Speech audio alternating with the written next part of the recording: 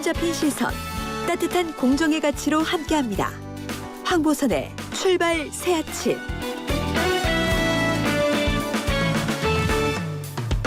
네, 황보선의 출발 새 아침 2부 시작합니다. 정부가 한국 ABC-협회의 신문 부수 인증을 언론사 광고 집행에 활용하지 않기로 결정한 것에 대해서 야권의 반대가 거셉니다. 이른바 징벌적 손해배상을 뼈대로 한 언론중재법 개정안에 대해서도 정치권에서 찬반 의견 팽팽하죠. 자, 언론노조에서는 이런 언론 개혁 흐름 어떻게 보고 있을까요? 어제 김의겸 의원이 저희와 인터뷰한 내용을 듣고 직접 의견 피력하겠다고 스튜디오에 직접 나왔습니다. 윤창현 전국 언론노조 위원장입니다. 안녕하십니까? 네, 안녕하십니까? 네, 오랜만에 뵙습니다. 네. 자, 일단 정부 입장은 이제 특정 언론사가 그 신문 부수 부풀리기를 한다는 건데, 네네. 그래서 정책적으로 이게 ABC-협회 자료는 이제 쓸 수 없다 이런 입장인데 이 취지는 좀 어떻게 바른 겁니까? 뭐 일단 그 언론계에서는 그 문제가 예. ABC 제도에 문제가 있다는 것 자체가 공공연한 비밀이었죠. 그리고 그것들이 이번에 실증적으로 입증이 됐기 때문에 예. 이 제도가 더 이상 활용 가능하지 않은 지표라는 데는 이견이 있을 수 없는 것 같습니다. 그래서 네. 전면적으로 제도 자체를 뜯어 고치거나 폐지하거나 해야 되는 상황인 것만은 불가피해 보입니다. 예. 네. 다른 나라 해외 사례는 좀 어떻습니까? 관련해서? 글쎄 제가 다른 나라 해외 사례까지는 뭐 정확하게 뭐 이런 식의 제도를 활용하는 데가 있는지는 모르겠는데 예. 뭐 최근 언론 보도 등을 통해서 뭐 신문을 찍어내자마자 해외로 폐지로 수출되거나 뭐 달걀 포장지로 사용되고 하는 뭐 실태들이 여과 없이 드러났기 때문에 예. 이 제도의 혜택을 입어온 이른바 이 메이저 신문들, 소위 우리가 조중동이라고 부르는 보수 언론을 중심으로 해서 예. 혜택을 봐왔습니다만 이 지표 자체가 상당히 설득력이 약하고 근거가 없다는 것이 증명됐기 때문에 이 제도를 가지고 국민 혈세에 기반해서 정부 광고를 계속 집행할 수는 없는 노릇이라고 봅니다. 네. 예, 알겠습니다.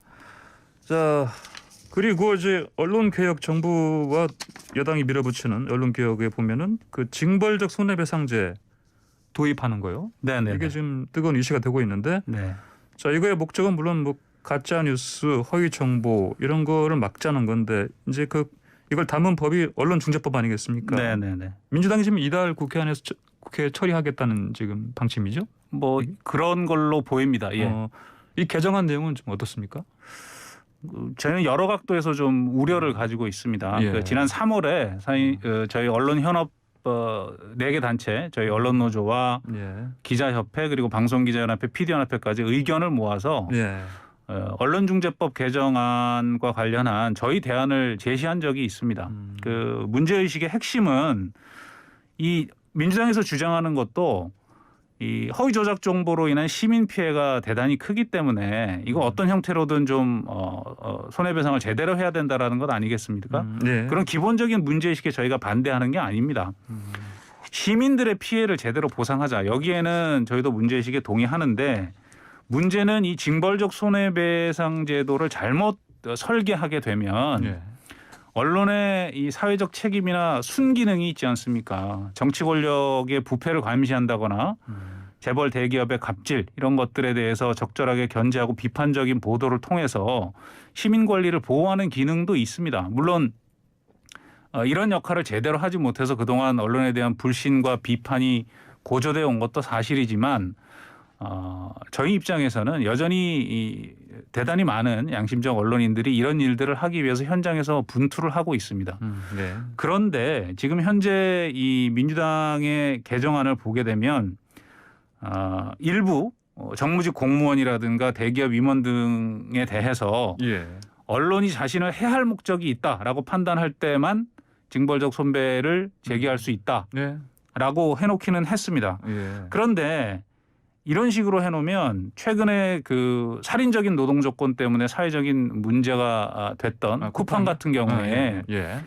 20여 건이 넘는 손배소를 이 언론인 개인을 대상으로 제기를 했습니다. 그거 이른바 그 봉쇄 소송. 예, 맞습니다. 그 말씀인데 예. 이 해할 목적이라는 것들이 굉장히 해석하기 나름이잖아요. 예. 이렇게 되면 결과가 어떻게 나오더라도 일단 소송을 제기해서 후속 취재를 둔화시키고 언론인들의 손발을 묶는 위축시키는 이른바 이 위축 효과를 노리고 예. 징벌적 손배 제도를 남발할 가능성이 여전히 굉장히 크다라는 점에서 좀 우려가 되고요. 예. 또 하나는 이 법률 개정안에 보면 이 징벌적 손배 대상이 되는 고의나 중과실을 추정하는 법조항을 넣어놨습니다. 네. 제가 뭐 법률 전문가는 아니라서 예. 뭐 이거를 정확하게 제가 말씀드리기는 어렵지만 상식적으로 볼 때 이걸 추정해서 처벌을 가능케 한다는 법조항이 이게 상식에 부합하는 건지 잘 모르겠습니다. 이게 법이라는 것이 특히 이건 형사법 아니겠습니까? 형법인데 네. 처벌을 하려면 어떤 잘못을 했는지 굉장히 구체적으로 적시를 할 수 있어야 되는데 그렇지 못하고 언론이 그런 의도를 갖고 있을 것이다. 예. 이런 경우에는 그렇게 추정을 한다라는 규정을 가지고 이 법 적용한다는 건 좀 대단히 무리해 보인다는 겁니다. 네. 그리고 민주당이 이런 그 언론계 안팎의 비판을 의식을 해서 징벌적 손배를 피할 수 있는 면책 규정을 넣어놓기는 했습니다. 아, 그래요. 예. 이렇게 입증을 하면 적용하지 않는다. 그런데 이 경우에도 입증 책임을 기존의 민법과 달리 언론사에 완전히 전가하는 형식으로 변화를 주면서 양심적 언론인들이 상당히 좀 부담을 크게 갖게 됐다. 문제는 여기에다가 제가 지금 방금 말씀드린 민법상의 손해배상 소송이 그대로 남아있죠. 그리고 예. 형법상의 명예훼손, 특히 최근에는 이 사실적시에 의한 명예훼손까지 처벌이 되는 조항 때문에 여러 가지 예. 논란이 있지 않습니까? 예. 이런 삼중 처벌 가능성이 있기 때문에 예. 이런 식으로 설계가 되면 설사 징벌적 손배 제도가 시행되더라도 끊임없이 위헌 시비에 휘말리거나 하는 것 때문에 안정적으로 저는 제도가 운영될 거라고 생각되지 않습니다. 저희 입장은 예. 징벌적 손해배상 제도를 도입하는 건 좋은데 제가 말씀드린 이런 문제점들을 수기하고 정리해서 제대로 된 제도를 설계를 해야 예. 운영이 될 거라는 것이고요. 또 하나 마지막으로 좀 말씀드리고 싶은 것은 한국보다 훨씬 강한 징벌적 손해배상 제도를 시행하고 있는 게 미국입니다. 미국. 네, 예. 미국이요. 아시겠지만. 예. 그런데 미국에서 그렇게 강력한 징벌적 손배제를 하고 있는데 언론이 아니라 이런 바뀐 미디어 환경 속에서 소위 허위 조작 정보가 줄어들었습니까? 전혀 그렇지 않거든요. 가짜 뉴스 같은 거요? 예. 그러니까 이거는 좀 징벌적 손배제도에 도입하겠다는 입법의 취지와 목적이 예. 현실에서 그렇게 구현될 것이냐에 대해서는 좀 따져봐야 될 문제다 이렇게 말씀드릴 수 있겠습니다. 그래요. 알겠습니다. 그리고 그 미디어 바우처 있지 않습니까? 네네. 이것도 좀 볼까요? 그 민주당 김승근 의원이 이제 발의한 이른바 미디어 바우처법. 네네.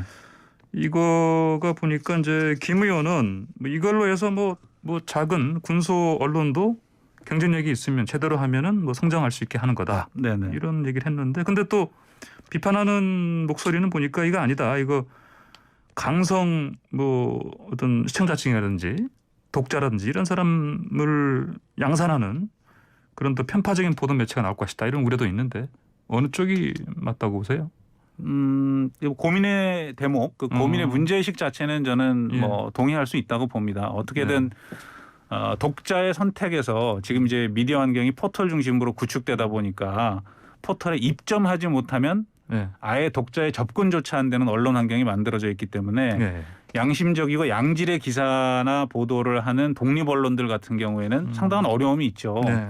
그런 언론들에 대해서 선의를 갖고 독자들이 직접 이 바우처를 주면서 이렇게 발전을 도모할 수 있는 예. 그런 계기가 될 수도 있겠다라는 문제의식에는 동의를 합니다. 그런데 현실에서 그게 그렇게 구현될 거냐에 대해서는 저희도 확신을 못 하겠습니다. 예. 그러니까 지적하셨다시피 다양한 미디어들에 대해서 국민들이 직접 선택해서 지원하자라는 취지이지 않습니까? 그런데 실상은 좋은 기사보다 예. 자기 마음에 드는 기사, 뭐 정치적으로 보면 자기 진영에 유리한 기사. 한마디로 하면 유튜브적인. 네. 그렇죠. 그런 식으로 이 편향적인 예. 바우처의 쏠림 현상이 나타날 가능성이 대단히 크다고 봅니다. 그것들이 이 독자가 많이 선택을 한다고 해서 좋은 기사냐.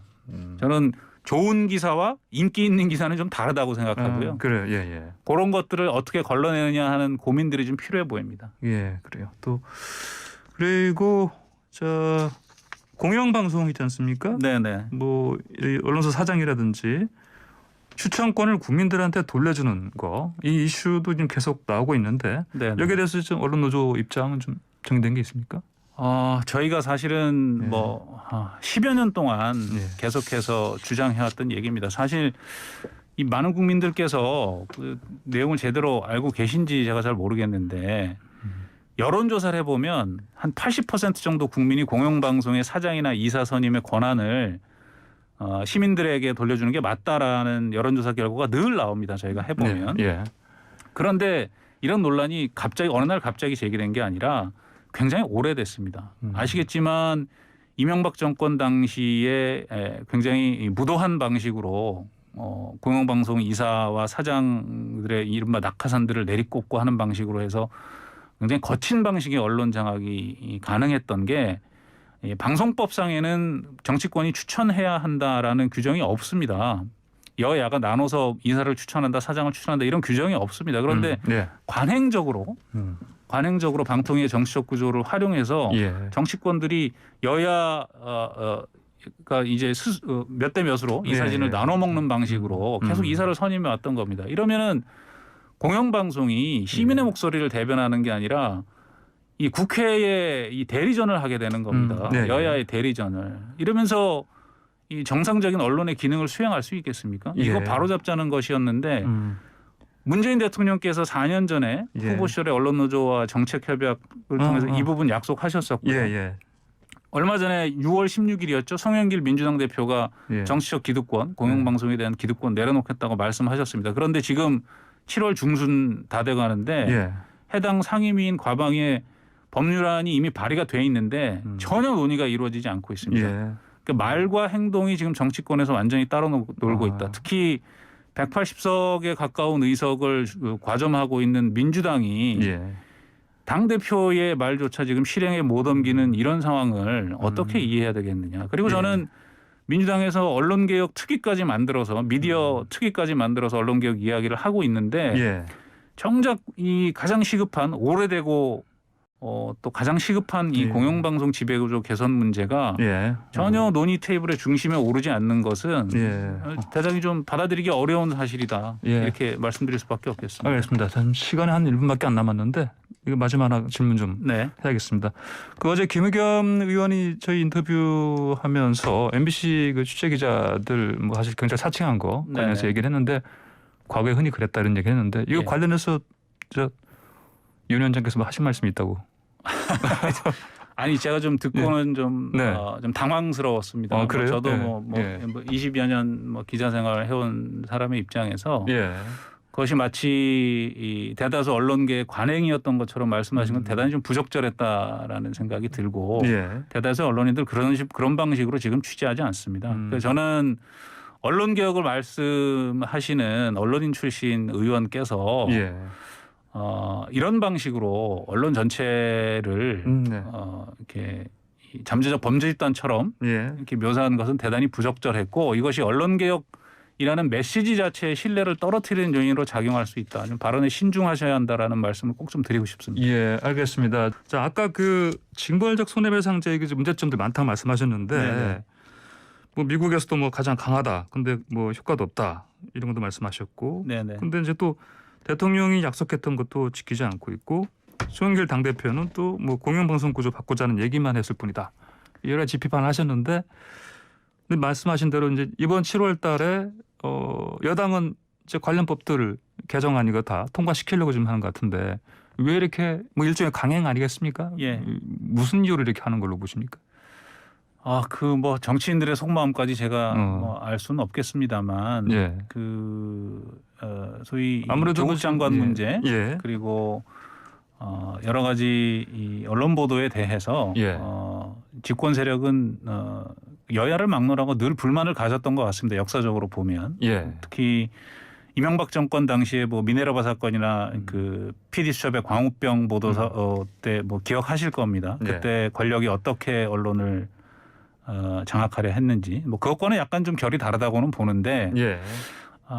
민주당 의원님들께서 그 언론 개혁의 우선순위를 설정할 때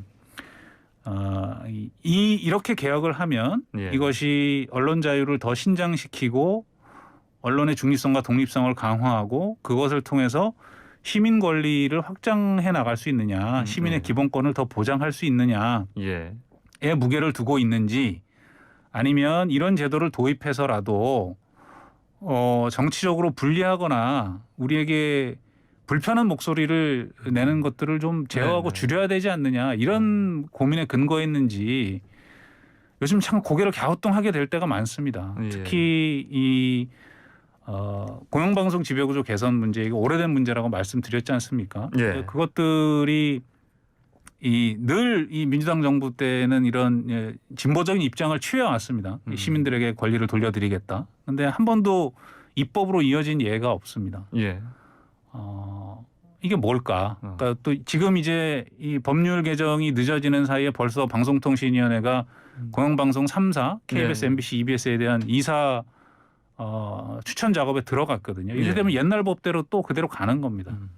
그렇군. 또 정치적 분란의 소지를 남기게 되는 거죠. 예. 그렇게 되면 우리 국민들은 정부가 바뀔 때마다 공영방송을 둘러싼 정치적 논란을 한탄 섞인 시선으로 바라보고 예. 언론에 대한 신뢰는 신뢰대로 떨어지고 공영방송은 제 기능을 찾지 못하고 표류하게 되고 이런 악순환이 계속 반복이 되는 거죠. 예. 이거 언제까지 할 겁니까? 이제 좀 끊어내야죠. 청취자분들은 좀 궁금해하실 것 같은데 네. 이른바 조중동 네, 이 언론사는 언론 노조의 지금 가맹사가 아니죠? 이게 88년에 네. 개별 기업 노동조합의 연합체인 언론 노련이 있었습니다. 예, 예. 노동조합 연맹, 예. 연맹이 있었는데 연합체로 이게 이후에 단일한 산업별 노동조합인 단일 산별 체제로 언론 노동조합이 됐거든요. 예. 그 과정에서 언론 노련 시절에 같이 했던 조선, 중앙, 동아 이른바 보수 언론들은 네. 기업별 노조로 그대로 남고 예. 산별 노조로 가입을 하지는 않았습니다. 그래요. 현재는 그러면 다른 조직이죠. 근데 민주당이 아무래도 이런 시각도 있지 않습니까? 이 징벌적 손해배상제 이거는 네네. 이 조중동을 겨냥한 거 아니냐? 예. 저는 뭐 조중동을 특별히 음. 겨냥했다기보다 사실은 네.